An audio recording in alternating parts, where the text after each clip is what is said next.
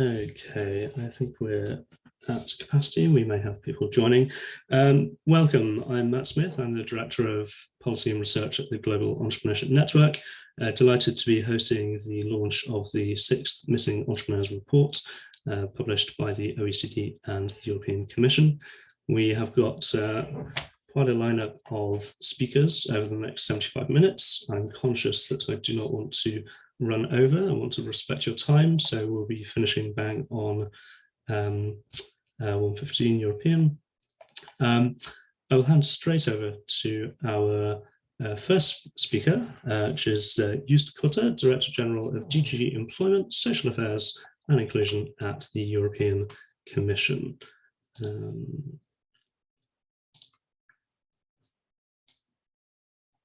Hopefully. Okay, over to you. Oh, sorry, Joost, you're muted.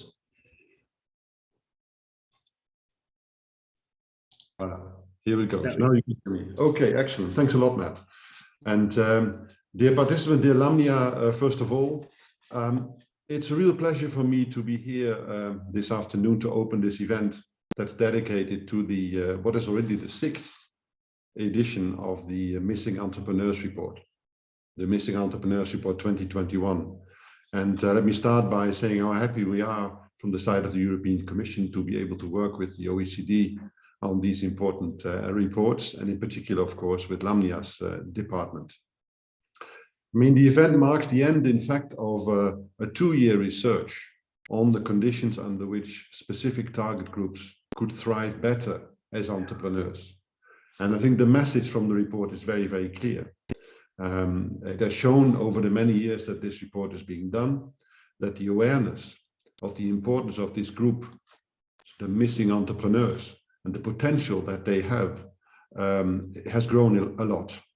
And not only has the awareness grown a lot, I think we also now realize a lot better that it is not a good idea to waste that potential.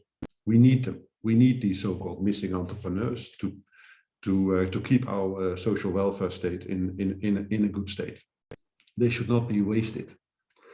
In my intervention, let me focus on 2 points. First of all, the main findings of the report, and secondly, the kind of policy responses that have been so helpfully inventorized in the report from the different member states to support this kind of entrepreneurship.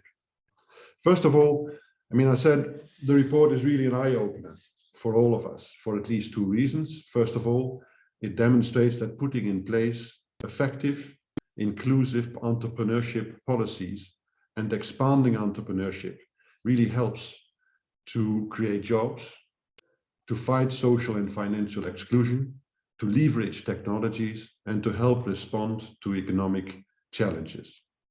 Secondly, the report also confirms very strongly that the creation of businesses is not accessible to everyone under the same conditions.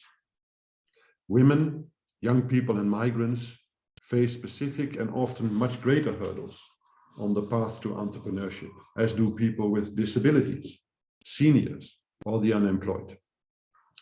Nevertheless, major progress has been achieved during the past decades. We see member states putting in place targeted support programs, and mentoring and training schemes are now offered in almost all EU member states. Above all, it seems, as I said just before, that the awareness of the problem has grown. I'm therefore happy that the European Commission has been able to support this important project, and I suggest that we continue. Now, if we look at the 3 key findings of the report, the first, I think, is that we see that about 3/4 of these missing entrepreneurs are women. This shows that policies around gender equality are certainly not a luxury. Secondly, we also see that young people, in fact, create fewer businesses, at least in the European Union, than those that are over 50 years old. We need, therefore, to do much more to support young people in realizing their entrepreneurial potential. And I'm very happy also to see that the European Commission proposed that next year, 2022, should be the year of the youth. Thirdly, the report also finds, and this is probably the most important finding, that within the category of self-employed, it appears that our target groups, these are women, youth, senior migrants, have been hit particularly hard by COVID-19. They have already been really seriously impacted by the consequences of the COVID-19 crisis. So those are, I think, the main findings that we should discuss in the seminar today. If we then go to the policy responses, now it's interesting to note that the OECD and the Commission have jointly developed the so-called Better Entrepreneurship policy tool, by which policymakers or stakeholders can describe a specific economic environment and automatically receive the assessment of this environment under the inclusive and social angle. The tool helps also to find relevant material and inspiring case studies to make their entrepreneurship policies more inclusive and social. In addition, we need to ensure that we have the right safety nets in place to support the self-employed, in particular women, young people, senior people, and migrants. In 2019, the Council of the European Union adopted a recommendation which is called Access to Social Protection for All. And the analysis, in fact, underlying that recommendation fully confirms also the findings of the report, which is that access for self-employed, notably, to these social protection schemes are pretty essential also for the general climate of entrepreneurship in a country. And we do see that countries that have in place strong protection systems do actually quite a lot better in terms of innovation and in terms of entrepreneurship more broadly. And I think COVID-19, as the report says, has shown how difficult it actually is for self-employed from the category that we're talking about today to get access to those schemes. We are monitoring the implementation of this Council recommendation, and since May 2021, almost all member states have now submitted their national plans. Also, the forthcoming proposal of the European Commission on platform work, which would normally come next week, will also ensure that we keep the innovative spirit of platforms going, while of course also safeguarding the rights of the people that are working through the platform economy. An important number of people are today interested in entrepreneurship with purpose and driven by values, especially among the young people. There is a true desire in our societies for economic activities for the common good, enshrined also very strongly in the green transition. From Brussels, we observe that social entrepreneurship is raising the attention of many aspiring entrepreneurs. We are considering this interest seriously at the Commission. And this is one of the reasons why Commissioner Nicola Schmid will put to the College of Commissioners again next week on the 8th of December, an action plan for the social economy, for which we will also organize an important conference on the 16th of December, which you may want to link up to. In this social economy action plan, the Commission will put forward concrete measures to unlock the potential of social enterprises. This requires developing enabling policies and also legal frameworks in specific areas, such as state aid, public procurement, and also taxation. The action plan will seek to mobilize all relevant stakeholders around this objective, including at national, regional, and international levels. Entrepreneurship support, in particular for youth and women, will be part of the implementation of the plan. And in 2022, we will launch a series of international capacity building events to promote, again, young entrepreneurship, also as part of the Year of the Youth. So let me then conclude. We need clearly innovative solutions to address the challenging times brought by the green, the digital, and demographic transitions. Entrepreneurship can play a key role in this. I was struck also by the foreword that Lamia wrote, where she said to the report that in fact, COVID-19 doesn't actually change the megatrends. The megatrends are there, but what it did do very strongly, it made a lot clearer what the fragilities and where the weaknesses are. And that is the value in a way of COVID-19, and that also is a clear message to all the policymakers to work on those mechanisms. The report shows that with the right incentives, there could be potentially an additional 9 million people starting and managing new businesses in the European Union. We cannot miss this opportunity, both for our economy and for making our society more inclusive and fair. Thank you very much for your attention, and I look forward to an interesting discussion. Thank you, Joost. Next up, we have Lamia Kamal Chawi, Director of Centre for Entrepreneurship, SMEs, Regions and Cities at the OECD. Let's get you up on screen.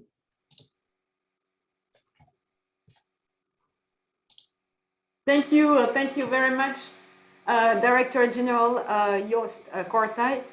Dear Jonathan Ortman, very nice to see you again after such a long time.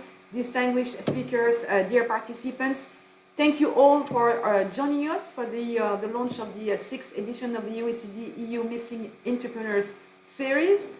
This report could not have come at a better time because entrepreneurs are indeed under huge pressure. During the pandemic, more than 40% of new ventures needed to urgently raise capital to survive, and actually many did not survive. The self-employed were about 1.6 times more likely than employees to become unemployed in 2020.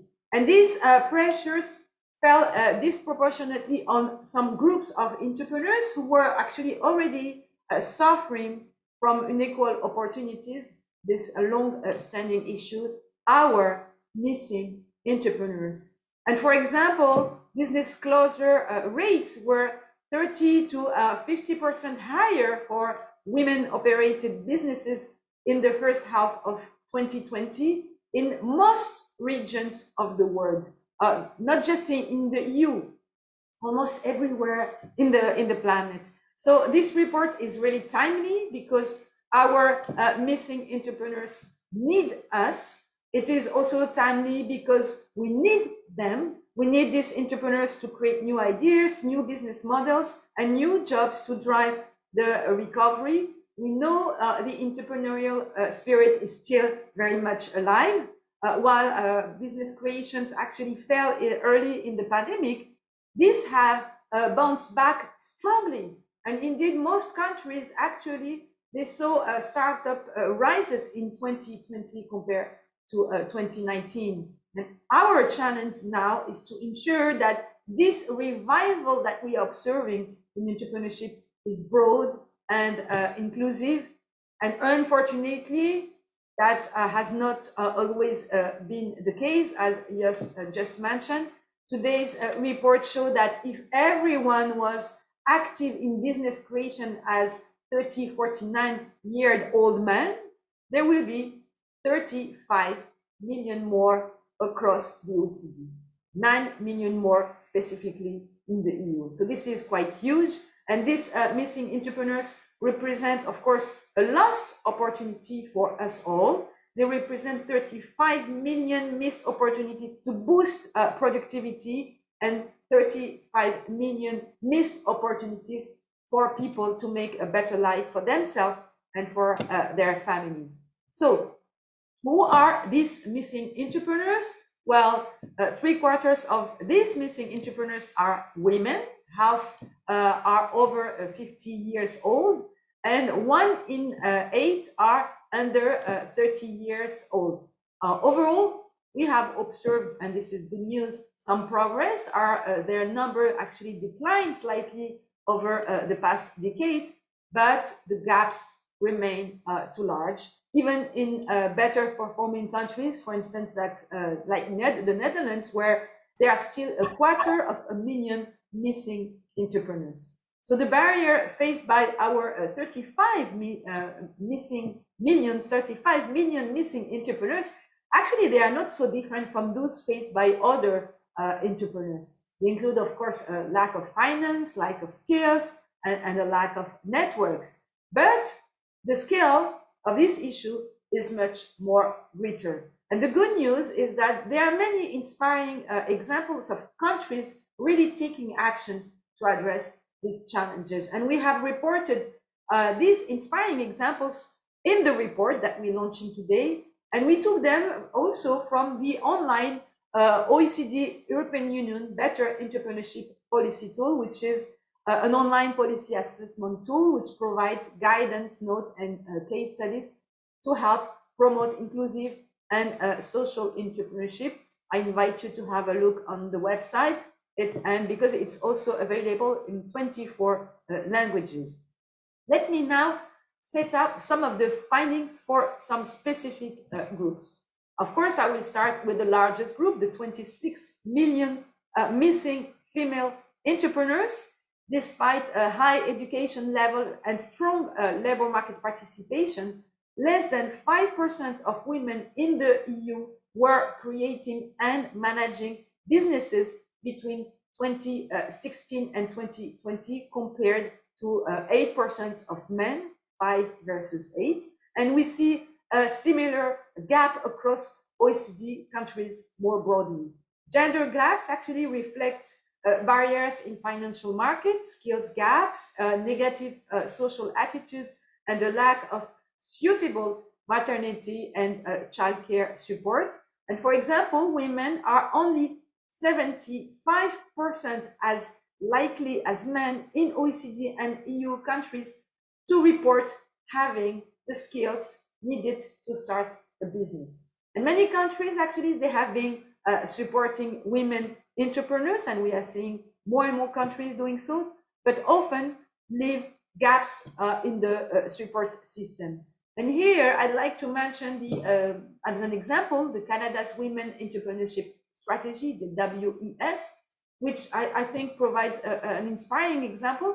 It looks across the entire entrepreneurial ecosystem to deliver financial support, improve access to networks and advice, and sponsor research.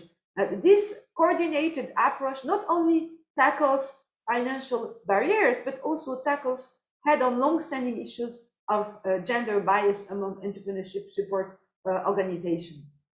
Let me now turn to our young entrepreneurs. I was talking about women. Now let's talk about the young entrepreneurs.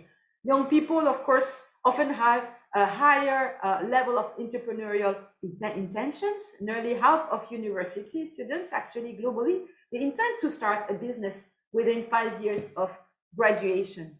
But yet, only 5% of youth aged between 18 to 30 in the EU and 8% in the OECD are effectively engaging, actively working on a startup.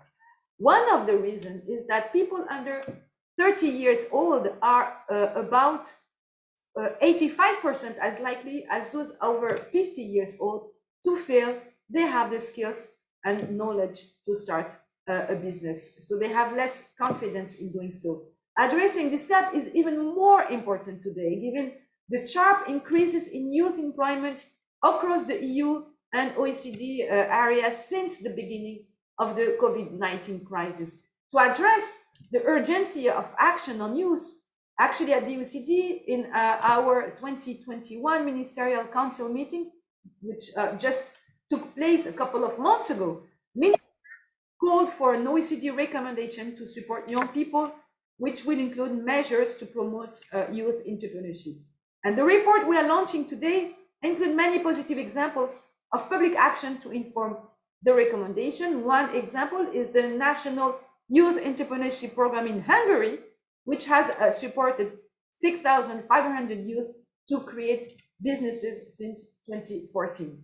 The program offers young people training, mentoring, and business counseling and financial support as a second step.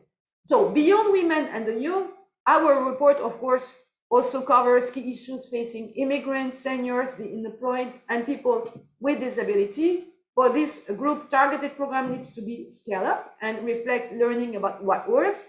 Mainstreaming entrepreneurship program can also do more by reconsidering selection criteria, which often discourage application from underrepresented groups, and increasing diversity among trainers, coaches, and business advisors to make support more sensitive to diverse needs. Finally, there is a need to tackle broader barriers, such as the way that some benefit systems withdraw support when even a small amount of income is earned, reducing incentive to set up a business. This is not new. This is something that we have been talking about for a long time. So ladies and gentlemen, let me now leave you with just 3 major recommendations from the Missing Entrepreneurs report. First, we need to expand access to microfinance. Microfinance has been growing strongly, and women have been the main beneficiary, accounting for nearly 60% of borrowers in Europe. However, there is, of course, much more to do, and mid-demand for microfinance in the EU alone is about 40 billion euro per year, and many schemes have been put under pressure by the pandemic. Second, our missing entrepreneurs need support to develop the right management, financial, digital, and technical skills. And here, an individualized approach to learning through coaches and mentors carefully matched from a similar background can really have a great impact. Tailored support of these kinds tend to have, we have seen that, higher take-up rates, higher satisfaction level, and more positive outcomes than general entrepreneurship support schemes. And finally, governments need to continue to improve framework conditions to provide the right incentive and lift broader barrier. For example, many governments, such as in Hungary and Spain, have put in place welfare bridges, which allow an individual to keep receiving employment insurance payments while they set up their own enterprises. Or other countries like Germany and the Slovak Republic are improving childcare options for women entrepreneurs. I would like to stop here and take the opportunity to thank the European Commission for this long partnership. Joost, of course, but also Anne Branch, Julien De Beers, and Guy Lejeune. And please allow me also to thank my team, Jonathan Potter and David Hamiliski, that have been starting this for a long time, as well as Céline Kaufman and Karen Maguire. Thank you so much.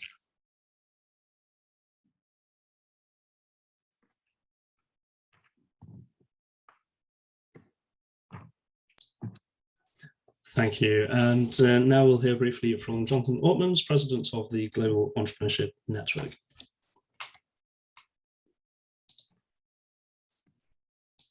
Great. Well, thank you so much indeed, Joost and Lamia. It is very exciting for those of us in the NGO nonprofit community to be able to. Hold on, I think Mike. Let's see. We're hearing you but not seeing you, Jonathan. But if you'd like to continue, oh, there we go. All right, fantastic. Sorry about that. So many thanks and congratulations to the OECD and to the EU. This is so exciting for those of us that have been in the field of entrepreneurship advocacy for some time, particularly on the policymaker level, to see such a deep understanding of the importance of entrepreneurship more broadly to building our economies and expanding opportunity. And every year, that level of sophistication among policymakers seems to be advanced. So I want to start by agreeing with the very first comment made, I think, this morning, that I think we should be optimistic that the level of awareness is indeed increasing. At the Global Entrepreneurship Network, of course, we operate in 200 countries. We wanted to have a chance just to make, I got asked if I would make a couple of reflections outside of the EU and the OECD, but obviously these reflections clearly reflect, I think, what is a common pattern. And I think obviously the broader mission that here is that it appears that there is a broad-based global recognition that ultimately economies suffer when you leave people out. So whether you're doing this because, as Lamia said, the entrepreneurs or the aspiring or nascent entrepreneurs need us, or whether you're doing it because you've got an economic case and we need them, it's clearly not an area where there is disagreement on the importance. Allow me, if I can, to just mention that, I think what's also fueling this is whether in the United States, the Black Lives Matter movement, or whether the awareness of the importance of some of the parts of our society overall is really helping to fuel an awareness of removing barriers to entrepreneurship. And I would agree with the comment made earlier that ultimately, I think the pandemic has a silver lining in this regard. It has, however, opened up an awareness that the pandemic hit excluded groups harder than most. In fact, in a recent survey that the Ewing Marion Kauffman Foundation did here in the United States, which is a significant thought leader, as you know, in this space, we found that 41% of Black Kansas Cityans would not be able to cover a $400 emergency expense. And at Jen, we've looked at these numbers across certainly the United States and found that they reflect similar national averages. And I think when these kinds of inequities reach these levels, we all lose. So even if you're winning, and I would point out that Jen is proud to have launched with Startup Genome our global startup ecosystem report that shows very, very optimistic numbers across the world in terms of numbers of new starts, in terms of numbers of scalable firms, the size of ecosystems, the outputs of ecosystems in terms of total economic value is skyrocketed in the last in 2020 and 2021. But even if you're in that winning situation, the foundations of our entrepreneurial ecosystems grow weaker. And so I think the great thing about entrepreneurship is it remains one of the greatest ways to empower excluded groups, historically underrepresented groups. And obviously, it's great that the EU and the OECD and organizations like Jen and the Kauffman Foundation are deep into some of the actions to work on this. So I think one of the expressions that we use of this, I'm going to give a couple of perspectives from the United States, is inclusive prosperity. So, which starts with the notion that, you know, the economy is not a zero-sum game, that if you enable some people to do better, it doesn't mean that others have to do worse.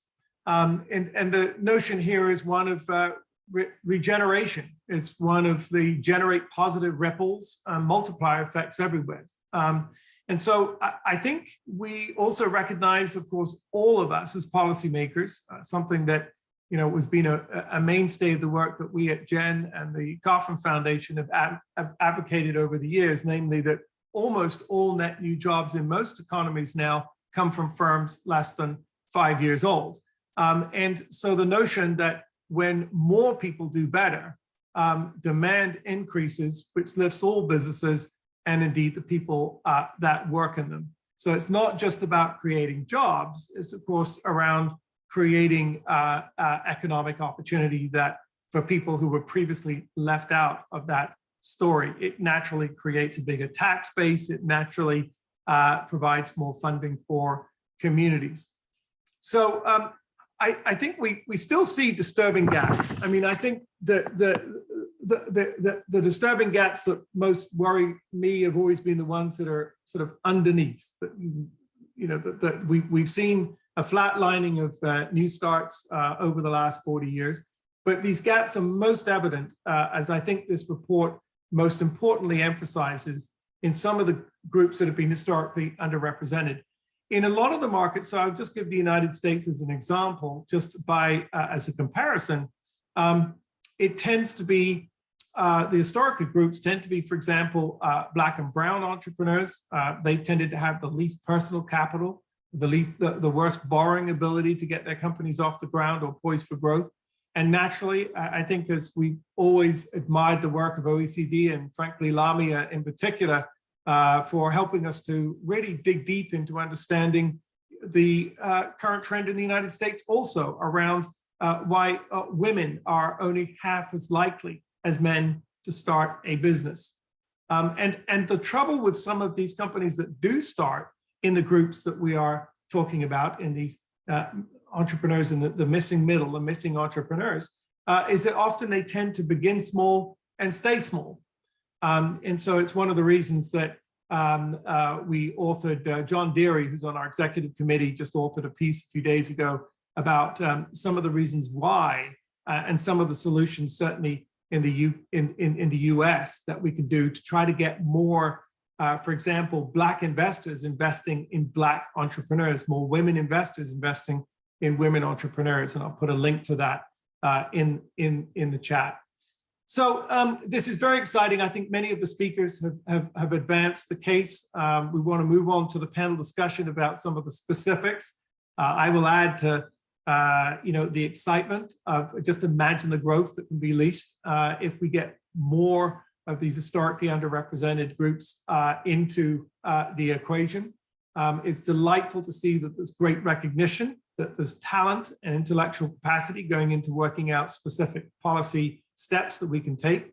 At GEN, we have our GEN Atlas. If you're not familiar with that, you can go to our genglobal.org website, where we track not just the great work being done by the OECD and the EU, but many of the governments around the world that are, as I think both the speakers mentioned previously, deploying experiments to figure out what works and what doesn't in removing some of these barriers. And so we're very proud to join to contribute that as part of a list of resources that I know have been mentioned earlier about how governments can develop a smart policy toolbox in trying to address some of these innovative solutions, to come up with innovative solutions to some of these complex challenges.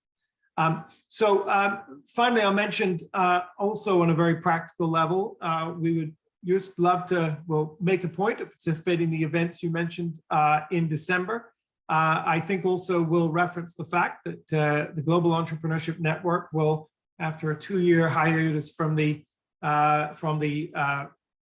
during the pandemic, will reconvene the Global Entrepreneurship Congress from March 27th to 30th in 2022. And during that, we will have a ministerial where we expect to have not just ministers, but we also have our Startup Nation Summit, which is for policymakers and staff to come together and to work on many of the issues that this report has highlighted in terms of looking at what solutions are being tested in different markets and economies, and what are the results that they're achieving. And I think this is often where the rubber hits the road. We can identify the problems, as Juice says, raise the awareness, but then we have to test some of the solutions. And at GEN, we're very much about the notion that we need to help policymakers, just like the OECD does and just like the EU does, share their experiments, given that they have a common mission and a common purpose. And I hope anybody who's interested, whether live or virtually, will be welcome to join that Congress and indeed the policy-making days and components addressing these issues in the future.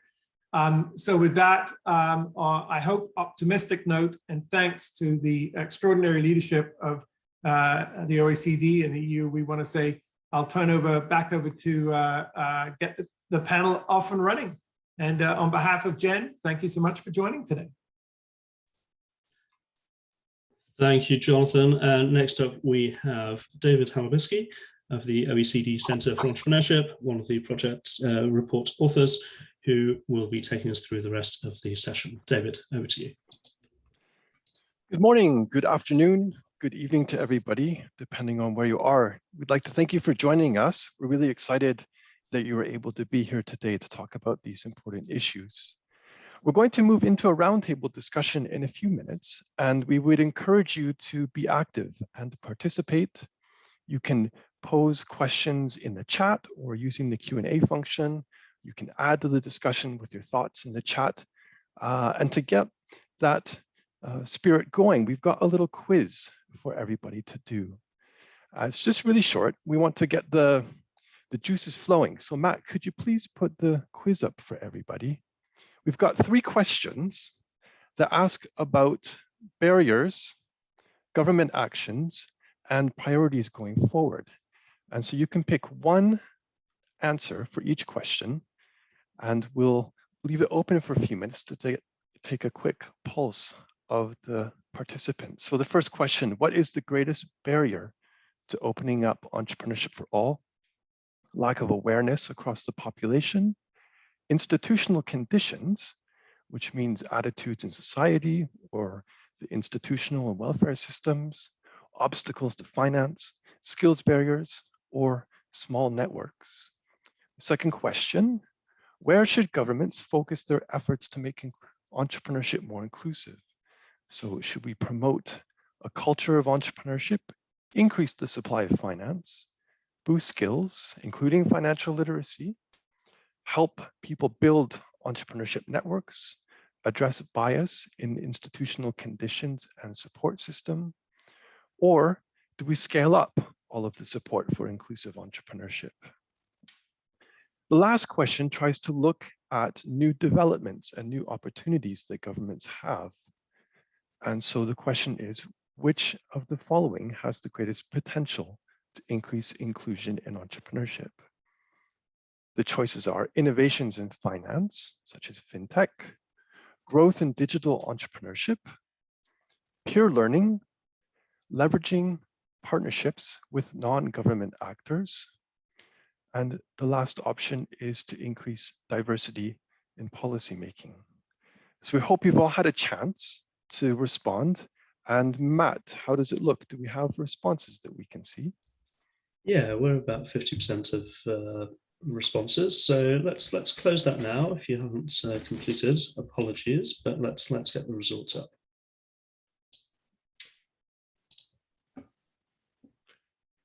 So question number one, we see institutional conditions is the leader, followed closely by finance and awareness. Number two, again, institutional conditions and bias in the ecosystem, followed by skills. And the last one is spread fairly evenly, but leveraging partnerships seems to be the most popular. Well, this is great. We'd like to thank all of you for these quick reactions. And we're going to move into a roundtable discussion where we pick up on some of these points now. We're extremely lucky to have three special guests with us today. They are each an entrepreneur, and they also are very active in supporting other entrepreneurs. We have from Ireland, Paula Fitzsimons, who operates several initiatives to support women entrepreneurs, returning immigrant entrepreneurs and entrepreneurs in rural areas. These are Going for Growth, Acorns, Back for Business, extremely successful initiatives, award-winning initiatives, and we're very happy that Paula is able to join us today. I'd like to also introduce Jacqueline Winstanley from the UK. And like Paula, Jacqueline is herself an entrepreneur and runs several initiatives to help support other entrepreneurs, but also advocate to government about the needs in some of these target groups that we're talking about. Some of her projects include Universal Inclusion, Fluidity UK, and the Inclusive Entrepreneur. Welcome, Jacqueline. We're extremely happy to have you. And finally, but definitely not least, is Ahmad Sufyan Bairam. He is an award-winning entrepreneur and author, and a lot of his work focuses on supporting people from areas of conflict and fragile societies and helping to get them on their feet through entrepreneurship. He works at Techstars, which is a global platform for investors in innovation, and he's the manager for the Middle East and Africa. And so he's very involved in refugee entrepreneurship. And we're extremely happy that you could join us today, Ahmad. So as I said, we've got some questions for our guests today, but I encourage all of the participants to be active in the chat, contribute questions, and we'll pick them up as we go. So I'm going to start with Paula. Now, Paula, we've known each other for many years. We talk quite often. And I recall not that long ago, you were telling me that you ran into a mantra that was nobody left behind. Could you tell us why that spoke to you and how it comes out in your work? Absolutely, no problem about that at all. I think when one just talks about entrepreneurship and doesn't break it down, then people can get left behind. So to me, I like to think it's about men and women, regardless of age, whether they were born in the country or have returned to the country, whether they live in urban or rural environments, because that's one that you've left out, actually, I think, because often those in rural environments are more disadvantaged. But it's interesting because I have found over time that when you focus on one of these groups, so I mean, a great amount of talk is about women today, for example. So we have two different ones for women that attract two different types of women. So we have Going for Growth, because one of your previous speakers talked about the fact that it isn't just about starting, but it's trying to encourage some of these missing entrepreneurs also to grow. And the idea there is to nurture ambition among women and support them to realize their growth aspirations. And then Acorns is looking very much at the rural area and tapping into the rural potential or the entrepreneurial potential of women in rural areas. But each of those, you know, when you break it down, men and women, regardless of age, each will have different pinch points. And when you're tailoring a program, you have to bear those in mind. So a concrete example, those returning from overseas, their pinch point is that their networks have broken down. So they don't have well-developed networks. A woman in rural Ireland is very isolated. So you work on building the network for her. So while we absolutely believe in the peer support, and I saw that was one of your questions, but we would also tailor for the particular group. And that's why I think it's important, if you don't want to leave anyone behind, you tailor initiatives specifically for that demographic group. That's great, Paula. I want to shift a little bit now and turn to Jacqueline. We've heard periodically throughout the event today about COVID. And I wanted to ask you what you've seen in your work. I mean, COVID has definitely been a difficult context for many people, but have you seen the other side of that as well? Yes, so obviously we've heard today that there are already existing inequalities, and what the pandemic did was to intensify that, and most notably for disabled people, and particularly those from the deaf community. So the initial response from our sector was of devastation. It was of fear and of loss of everything that they'd fought for, and particularly a voice. They felt invisible, they felt silenced and left behind, particularly in terms of government responses around the business disruption and the health and wellbeing side of the pandemic. They experienced lack of access to social care, essential for disabled entrepreneurs. However, this sector is notoriously resilient. We have to be. For those who had access to effective networks and the tools and skills required to operate in the virtual world, the pandemic brought about untold opportunities. Within a world where reasonable adjustments suddenly apply to the whole of society. And for the network, the decision to place our network on the virtual world platform by the end of the first week of the pandemic ensured that our sector had a voice, the necessary sector-specific business support, marketplace, health and wellbeing programs, research, etc., and importantly, making recommendations to government. Those recommendations led to the creation of the All-Party Parliamentary Group for Inclusive Entrepreneurship and its subsequent ambitious and impactful 2-year programme of work.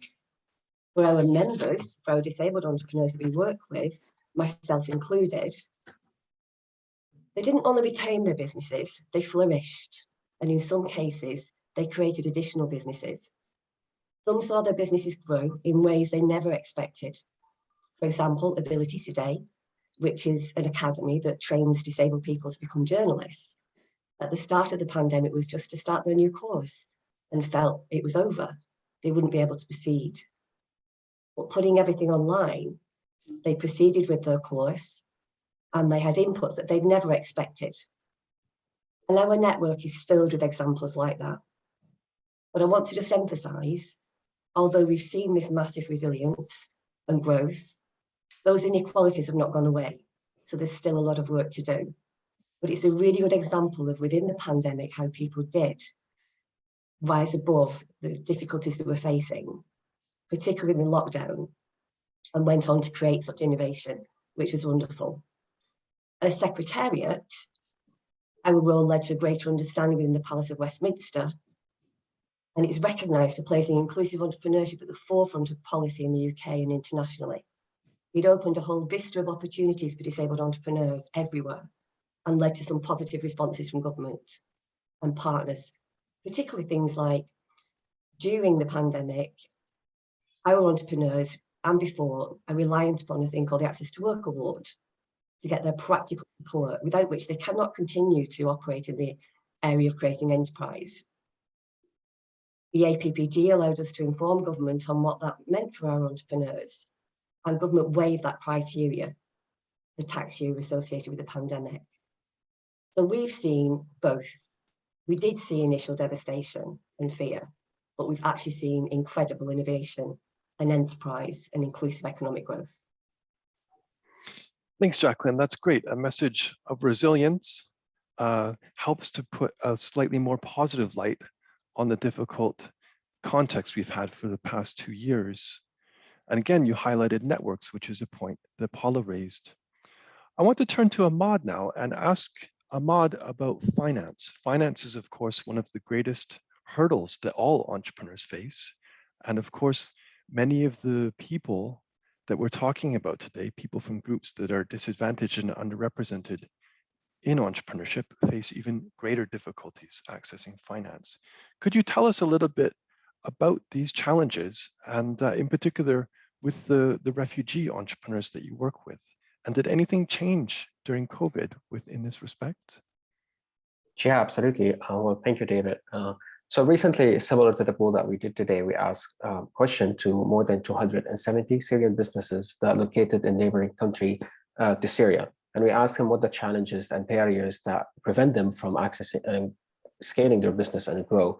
And 9 out of 10 of those businesses consider access to finance resources as extremely challenging for many of the businesses. Just to give a little bit background, why always access to finance is very much a struggle for many of the refugees, entrepreneurs and startups. And that because not the shortage of the money, but the limited access to that money. If we consider, I've been studying the challenges that facing Syrian refugees or refugees in general, entrepreneurs challenges, and those challenges can be split into 2 groups. To make it more simple, we have like external group, which is right to work, obtaining bank accounts where they can have to, the asylum process if they don't have their documents and their ID, the movement limitation, etc. Those are external. The refugees entrepreneurs cannot really do anything other than waiting for bureaucracies and laws to be changed in that sense. The other things, the other group, which is more internal, for them to understand the language, the culture, especially if they move to a country with a new environment like Syrian moving to Europe, overcome the trauma, the physical, social, the unfamiliar business environment, how they can deal with the new customers in the new country, and how they can build the network. So those combined, if we merge those together, access to finance is one of the things that they needed both to be solved. As an entrepreneur, I would not be able to access to that money from an angel investors or a legit investment organization like a venture capital unless I have registered my company. So I have a right to access, I have my bank account.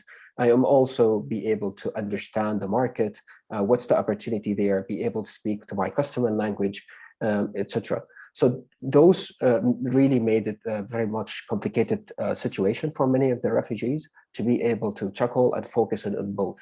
To be able to overcome this, many of them start to shift from be able to rely on those constitutional investments to rely on their own bootstrapping. On average, on the study group that we focus on, this has led to for them to wait more than 9 months on average before they launch their products. This is what many of their businesses in a risk to be an absolute or just to give up an idea within the struggle to having sustainable life in their situation. So that's kind of that's kind of understanding made it a great challenge for many of the people to be able to tackle those particular challenge for the access to financing. Great, thanks, Ahmad. We've put the links for the book into the chat, also the links for the Better Entrepreneurship Policy Tool. I can see some comments and other links being inserted. I encourage anyone who has a question to please insert the question in the chat or the Q&A. I'm going to continue the discussion. I mean, Ahmad, you were highlighting some of the challenges that refugees face in accessing finance, and some of these challenges are common to other groups as well. I want to turn back to Jacqueline because there's another side to this story as well, in that we can talk about demand side issues, but there's also supply side issues. And I know you've been working in this area. So why don't you tell us about what you're doing and what some of the solutions could be on the supply side of the financial market? Yes, so it's obviously one of the key things whenever you talk to an entrepreneur, anywhere really, one of the first things is difficulty accessing finance. And for the disabled entrepreneur, that's threefold. And it's very much sort of, we like to say it's the last bastion in terms of the financial sector looking at inequalities. Because, you know, I think it's pretty accepted that they've looked at things around women in enterprise, and not my term, but BAME in enterprise, and disability is the last thing possible they're going to start looking at, and possibly the most difficult for them in terms of perceptions, actually thinking about a disabled person running a business.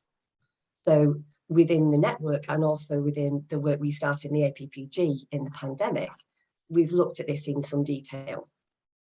And we did, obviously, and we are collaborating with banks, we're collaborating with organisations such as Innovate UK, with accelerator programmes, etc. They're all just starting to look at this issue, and it will take time. So one of the things we've also started to look at, as well as kind of bringing about good practice in those sectors, is actually the regulation of those sectors. So we've been working with the Lending Standards Board. So that in essence, what we're trying to do is help them to put in some really sound guidance and advice for the financial institutions on how they can engage entrepreneurs who we would say just do business differently. So if we think of the kind of hurdles that our members and the sector face, it's not just the traditional lack of access to finance. It's actually not having, it's that sort of generational lack of education, experience, and having a good credit rating to be able to access finance at any level. So sometimes, no matter what program would be put into place, our entrepreneurs would fall off the first rung of the ladder. So what we're trying to do, in partnership with the organisations themselves and the Lending Standards Board, is try to put something in place that can maybe change the dynamic on this, that do the criteria that's been sort of set in stone for so many years. Is that appropriate criteria anymore when you're establishing whether somebody's suitable to obtain finance? We're also working with the accelerator programs, trying to, some of them are really good, some of them are doing some really good work in terms of entrepreneurship for not just disabled entrepreneurs, but other, what we would say in the UK, people that have protected characteristics, but also wanting to work with investors, angel investors, etc. And what we're starting to see is a shift in them, maybe accepting that they need to do things a little bit differently as well to support entrepreneurs in this sector, and not just be looking at return, but actually looking at the socioeconomic impact of them investing in a very positive way. Great, thank you, Jacqueline. I took a few points away from what you were talking about. I think I could summarize it by a single word, which is connections. You highlighted connections between finance, institutional environment, and skills. And when you have challenges in one area, they're all interrelated to challenges in other areas. And I think that's really important to underline.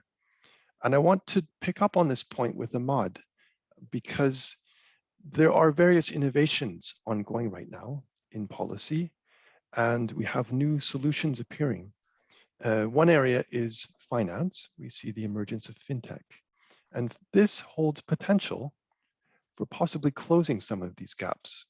But I think we also have to acknowledge that there is a risk that it might be just a new barrier. It might make it more difficult to access finance.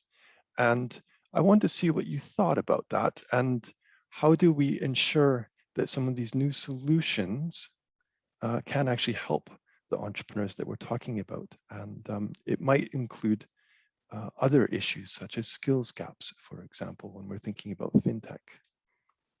Yeah, absolutely. That's a good question. I would say that we currently live in an area that is very much important to change what we have. It's not just for the access for the finance, but in many aspects in terms of the response that we have for the refugees crisis. Let's take one step back, and probably some will disagree. For my opinion, is that refugees crisis response has never been yet disrupted. We've been doing the same approach when we have a refugees crisis, where we support financially humanitarian aid and then do personal development. Nonetheless, there will be many deep of atmosphere of untrust that created due to the bureaucracy, miscommunication, sometimes fraud and use of refugees to contribute to that, just to name some. Currently, I think now it's the best time to change all of this using the new technologies that we've started to see emerging in the world, whether it's the blockchain, the Web3, the decentralized automated organization, the DOA, whatever you want to call it.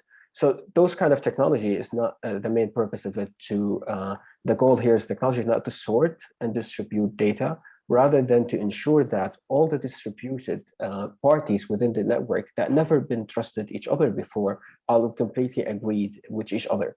So the main elements that always we've been talking about and Jacqueline mentioned is the trust and the building of the network. This is a new technology help us to enable many of those technologies. Nowadays, refugees who probably been in Syria, moved to Lebanon, be able to, using her phone, to access freelance work, be able to work and deliver some jobs and receive money through Bitcoins immediately, directly, without needing for any approval or any access of limitations and barriers. Same process, if you're going to do it without those technologies, you have to go through longer process of asylum that's needed to be approval, to take your identity, a new identity, pick it up, be able to go to bank accounts, open a bank account, understanding the bureaucracy that's required there, and maybe will be in a different language that you need to learn, and then be able to access the work. A process that I witnessed probably in countries like Germany could take for more than 1 year. Now it's happening within a few seconds that be able to access. We heard about the new technologies that are helping refugees having a digital identity as well, that will help them later on to access to financial investment for angel investors. Without the use of the technologies, we start to see a lot of unconscious bias from the angel investors and the agent networks that Jacqueline also was talking about, due to the fact that they have a lot of pressure to invest in the startups without legal registration, for example, also without being able to do very much heavily due diligence. And in those situations for underrepresented community with a complicated situation, it becomes very much hard. So for them, passing on this deal is much easier than to say yes. So this is what we hope to be able to disrupt this kind of sense that we currently have, to be able to use this kind of technologies to build on and be able to assure there is a trust, systematic trust within the atmosphere of our response in the financial way, but also beyond that as well. Thanks, Ahmad. I think that the trust point is really important. We see that in a lot of the interventions, in that they can often be more effective and more attractive to the people that we are targeting if it relies on some form of trust, perhaps a pre-established trust if you're engaging other actors in the community. Now, I've been keeping my eye on the chat and on the Q&A, and I've seen questions come in. So I'm going to throw some of them out now. So I hope the three of you are on your toes. Let's start with Paula. We had a question from Tom Cooney, and we know Tom is in Ireland. So he asks, should governments introduce dedicated national inclusive entrepreneurship strategies to help give direction to support initiatives? Paula, what do you think? You're on mute, Paula. Paula? I was muted because I have a bad cold, and I apologize, Hamad. I didn't mean to be sneezing in the middle of your talk, which I found fascinating.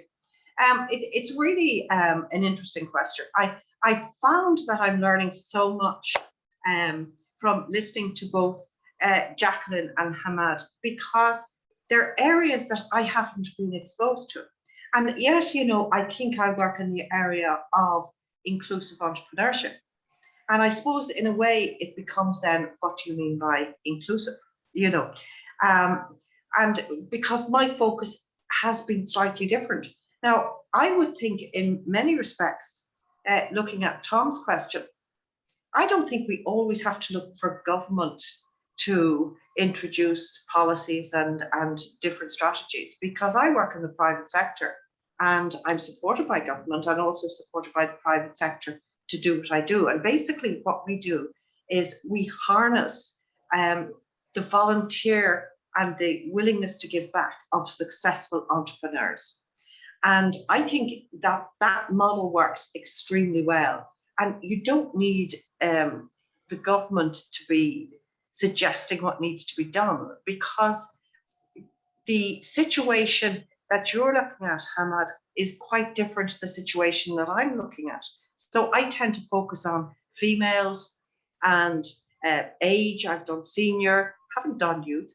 But I take your point about remembering, Jacqueline, not to leave anyone behind, and those who have, disabilities. And I didn't include them on my list simply because I didn't just think of it. So I think one of the really important things that this is doing is it's raising awareness above what we would normally think of, right? So you think you're being really inclusive, right? And you think you've included everybody and you have your arms around everybody. And then you realize, oh gosh, I didn't think of refugees. I didn't think of people with disabilities. And maybe Tom's right. Maybe we should make sure that we think of it. Jacqueline, do you have a reaction to that? Do we need national strategies? Yes, I do. And I'm probably going to say that answer with the work that I do. And I've utilised that role, that sort of way of working through all of my work to date, because I do think it's essential. But in that process, it has to be led by the people who are effectively the entrepreneurs and who are facing the barriers. And we're quite lucky in the UK that, again, through the network and the APPG that work was done last year, that we are engaging with government. So government are working with us. They're very, they're listening and they're collaborating in how that strategy will look like going forward. They're creating at the moment an enterprise strategy, and it's the voice of the entrepreneurs and their lived experiences that are underpinning that work going forward. And just to sort of emphasize on this, because when you are looking at reducing inequality, you can't do it in isolation. There are so many other aspects of, my mantra is, if you will, increasing equality of access to life's opportunities. You don't just do entrepreneurship in isolation from everything else.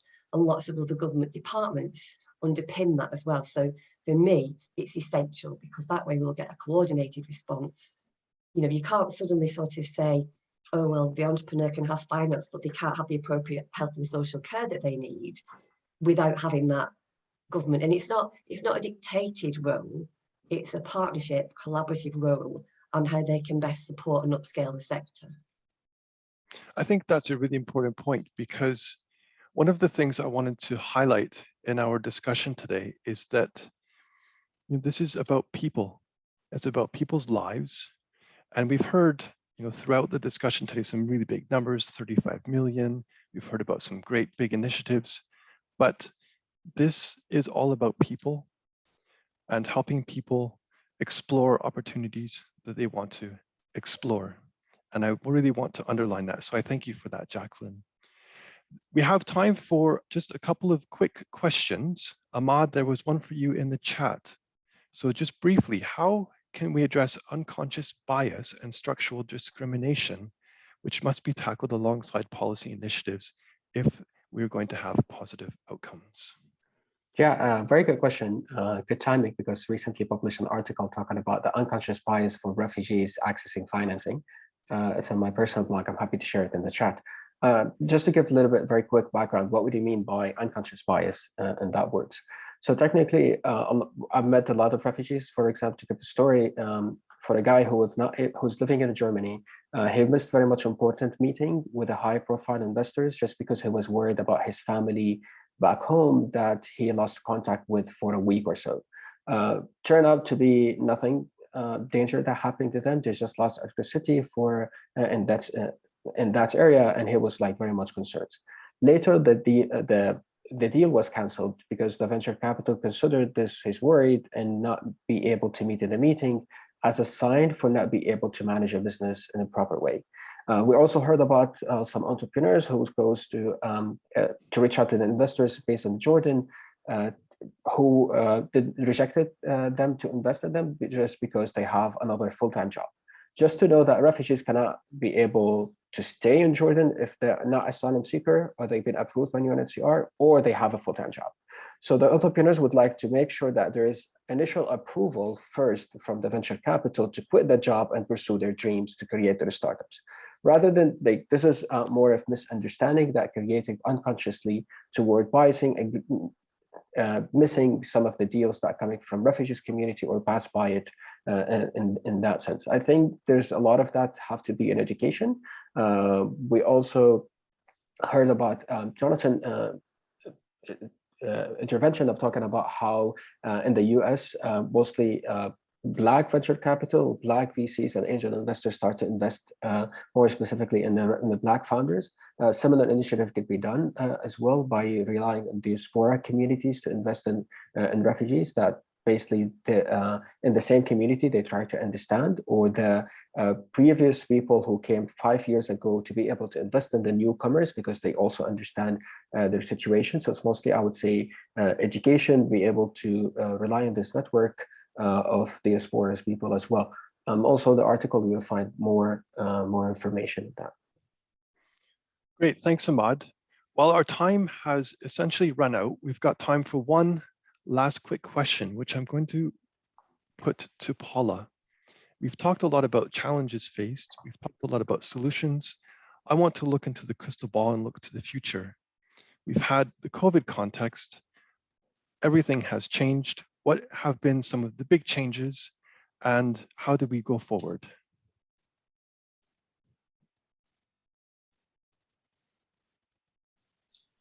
Okay, no small question there. Well, I think to a certain extent, we have rehearsed, as it were, the negatives with regard to COVID. And Jacqueline referred earlier to, some positives that have come out of it. And many of these are related, I think, to digitalization and e-commerce. Because for many of your missing entrepreneurs, it can make it easier to access the market because location and mobility becomes less important. Let me give you, can I tell you a story, David? Because I think stories help to illustrate the point. So to take a woman who was teaching in primary school, to young children, and she was teaching them foreign languages after school. Okay, and of course she could only do it in a 20-mile area of where she lived, and it was her in front of the class. Then COVID came, she lost her schools, she lost her customers. What was she going to do? And she was in a round table group where the entrepreneurs were supporting each other, and they were saying, go online, practice with our children, and please teach them Irish.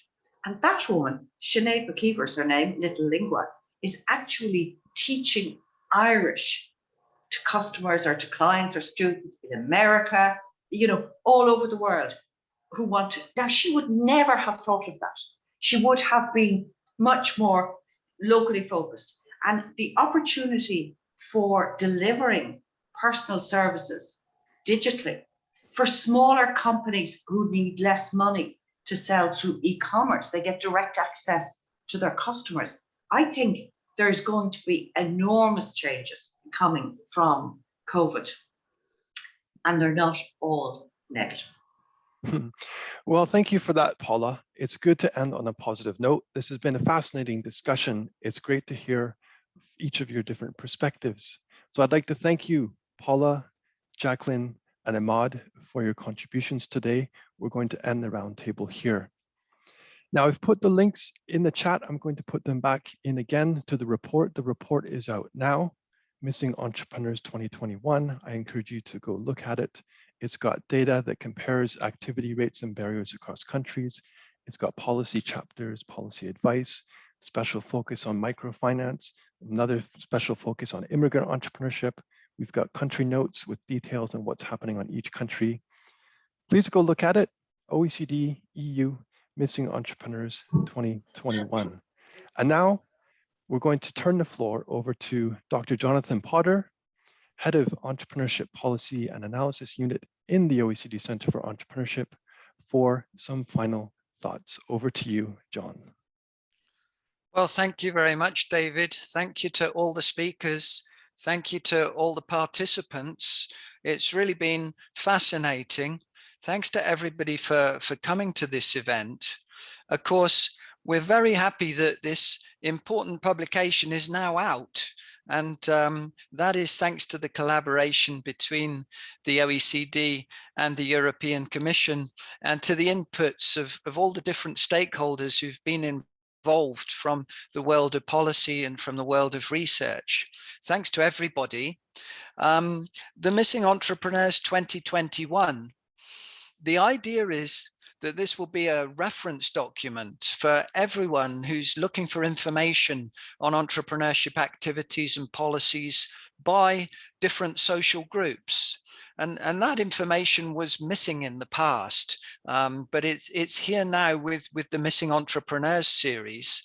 And also do be aware that there's a lot of other material as well. We have the online Better Entrepreneurship Policy Tool. That's a self-assessment tool for policymakers. We have about 15 thematic policy briefs. We have country inclusive entrepreneurship policy assessments every other year. And these are all things that OECD's been able to put together with the support of the European Union in collaboration. So thanks for all that. And in closing, I would just like to point again back to some of the headlines from the report and from what we've been saying today. And so the main thing is that millions of entrepreneurs are missing. And we've heard this. There could be 9 million additional entrepreneurs in the EU. There could be 35 million additional entrepreneurs in the OECD if everyone was as active in starting a new business as men aged 30 to 49. Women are more likely to be missing entrepreneurs than any other group, but there are many key gaps among youth, seniors, immigrants, and refugees and disabled that we've been talking about here, and other groups as well. The picture's not the same across all countries, and the report tells us about some of the differences. Countries like the Netherlands and Ireland have relatively fewer missing entrepreneurs. The biggest gaps are in countries like Austria, Finland, and Italy. There are therefore important lessons to be shared across countries. But clearly we need to address the barriers that are faced by potential entrepreneurs who are being blocked. And the report tells us where to look. Major sticking points are access to finance, skills gaps, lack of networks. For example, only 38% of women say they have the necessary entrepreneurship skills in the EU, relative to more than half of men. And there are barriers in attitudes and barriers in institutions in wider society. And the poll where you all contributed really brought that out. Also, we heard in the panel from Jacqueline and Ahmad about how people with disabilities and refugees, they face challenges in accessing finance because of how they are perceived. And then the standard entrepreneurship support programs contain bias in themselves against some of the entrepreneurs who we need, particularly when they favor startups in certain sectors that are perceived as having growth potential. So governments have many tools to address the barriers, and they are already doing a lot. And you'll see that in the report, in the country profiles at the end. Many governments have developed dedicated and tailored schemes for inclusion in entrepreneurship. Some examples: entrepreneurship coaching offered in different languages to immigrant and minority groups in Denmark. Peer learning for women entrepreneurship in Ireland, and the bridging allowance in Germany that helps people to transition from unemployment to self-employment, retaining some of their welfare support. And these types of schemes, they need to be adopted much more widely. There's great scope for that in COVID-19 recovery packages, in national and subnational government funding programs, in the European structural and investment funds. There's scope to develop appropriate interventions, but we need people to conceive of these interventions and to propose them and to get them funded.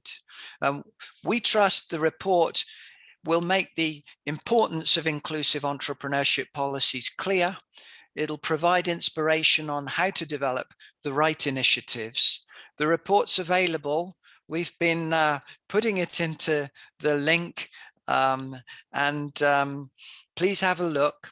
Have a look as well at the OECD EU Better Entrepreneurship Policy Tool online. Thanks for joining us, and have a great rest of the day. Stay in touch. All the best.